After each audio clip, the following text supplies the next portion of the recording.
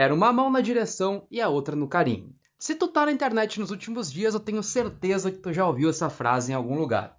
O autor dela é ninguém mais, ninguém menos que o morador de rua, Givaldo Alves. O cara lá que foi flagrado mantendo relações sexuais com a esposa de um personal trainer, no caso que parou o Brasil nos últimos dias. E do jeito que o caso está tendo repercussão, em breve a gente vai chamar ele de ex-morador de rua. Caso alguém ainda não saiba, esse caso é referente a algo que aconteceu alguns dias atrás na cidade de Planaltina, no Distrito Federal, em que o personal trainer espancou um morador de rua após flagrar ele mantendo relações sexuais com a sua esposa dentro do carro. Sobre esse caso, dá para se dizer que até agora existem 3 versões, já que se passou alguns dias desde o ocorrido. A versão do marido, a versão da mulher e a versão do morador de rua. A versão do marido é que o Givaldo abusou sexualmente da sua esposa, já que no momento do ocorrido, ela não estava na sua plena condição mental, segundo o personal trainer, e o Givaldo teria se aproveitado dessa confusão para realizar o que foi realizado. A versão da esposa, ela diz que foi consensual, só que numa explicação bem confusa, ela disse que em certos momentos se enxergava no morador de rua o rosto do próprio marido e até mesmo o rosto de Deus. E a versão do morador de rua, ela vai de encontro com a versão da esposa, de que foi consensual, só que ela sabia plenamente do que estava fazendo. A respeito do marido, eu vi a entrevista que ele deu pro Léo Dias no canal Metrópolis e, sinceramente, eu fiquei com pena dele, cara. Era um cara que tu percebe claramente que ele estava vivendo a vida normal dele junto com a esposa dele e de uma hora para outra acontece isso e a vida muda totalmente. Imagina esse cara, ele não pode agora nem, sei lá, ir no supermercado, ir numa padaria, que ele vai estar correndo o risco de alguém ver ele e ficar rindo da cara dele por uma coisa que, na verdade, ele é o menos culpado dessa história. Se eu quisesse ser politicamente correto, eu diria que foi um erro ele ter agredido o morador de rua. Mas eu não posso criticar ele por isso, sendo que a maioria dos homens teria feito a mesma coisa se tivesse visto a mesma cena que ele viu no carro. E fora que na entrevista que ele deu para o Léo Dias, ele mostrou uma calma muito elogiável. Uma calma que, sinceramente, se eu tivesse passado pela mesma situação que ele passou, eu não sei se eu teria. Tá bem claro pela situação em si e também por tudo que ele vem passando depois que isso aconteceu, que ele é sim uma das vítimas dessa história. Eu também ouvi o áudio que a mulher que teve relações com um morador de rua mandou para uma amiga. Supostamente teria mandado para uma amiga, eu digo supostamente porque ainda não está claro para quem ela mandou esse áudio. E no áudio dá para ver claramente, tu não precisa ser nenhum psicólogo para saber que é uma pessoa que não estava com 100% de consciência no que está fazendo.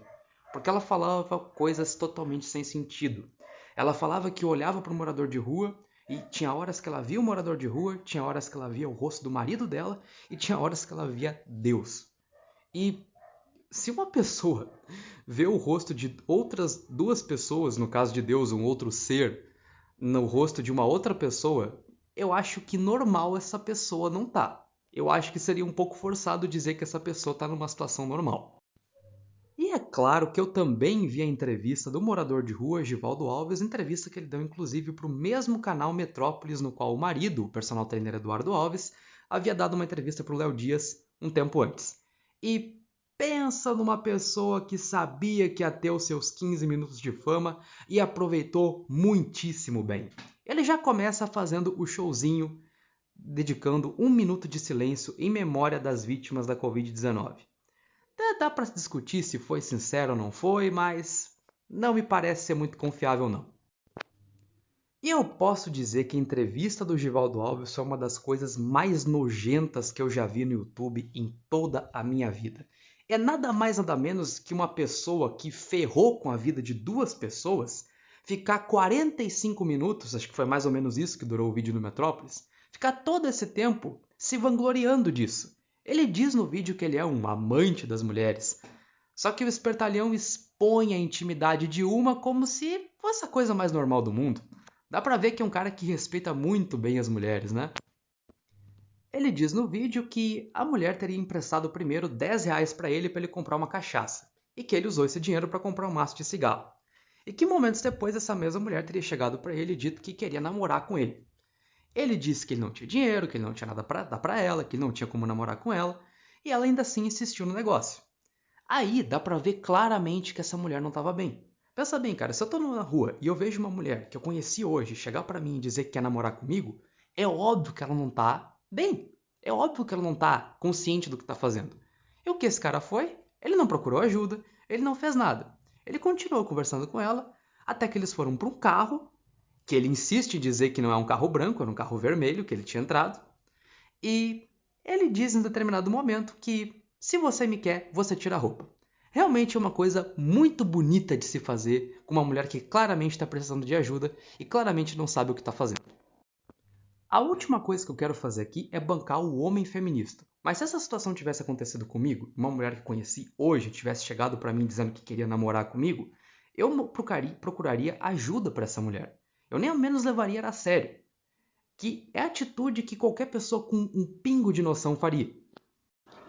E o pior de tudo foi ele tentando dar uma espécie de passada de pano ali pro que ele fez, tentando se pintar como se fosse um último romântico, que inclusive é esse o jeito que a galera tá chamando ele na internet. Não, porque eu gosto muito dela, porque ela é uma pessoa maravilhosa, porque ela merece tudo de bom. Aham, tu gosta tanto dela que tu tá expondo a intimidade dela pro Brasil inteiro ver. Palmas pra ti, tu realmente gosta muito dessa mulher, ela tem que ser extremamente grata por tudo que tu fez por ela. Em relação a esse vídeo do Metrópolis, ele foi postado ontem, a entrevista do Givaldo, foi postado ontem em relação ao dia que eu tô gravando esse vídeo, e ele tá bombando pra caramba. Ele já tem mais de 5 milhões de visualizações e mais de 100 mil likes. Para vocês terem uma ideia, a entrevista com o Eduardo Alves, o marido personal trainer, foi postada há um pouco mais de uma semana no mesmo canal e até agora tem 2 milhões e meio de visualizações. O vídeo da entrevista do Givaldo conseguiu em um dia fazer mais que o dobro do vídeo do Eduardo. Mas se tem uma coisa que dá tanto nojo quanto esse vídeo, ou talvez até um pouco mais, é a seção de comentários desse vídeo.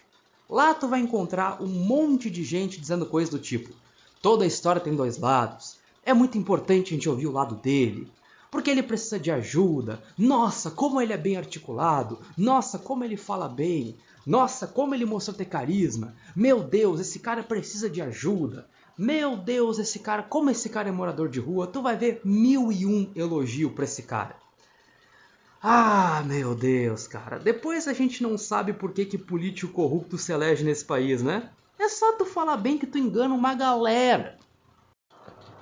Dane-se o fato de que ele se aproveitou de uma mulher que não estava nas condições mentais plenas. Dane-se o fato que os filhos do casal estão sofrendo. Dane-se o fato de que ele ferrou com a vida de duas pessoas inocentes. O importante é que esse cara fala bem. O importante é que esse cara, olha, eu votaria nesse cara.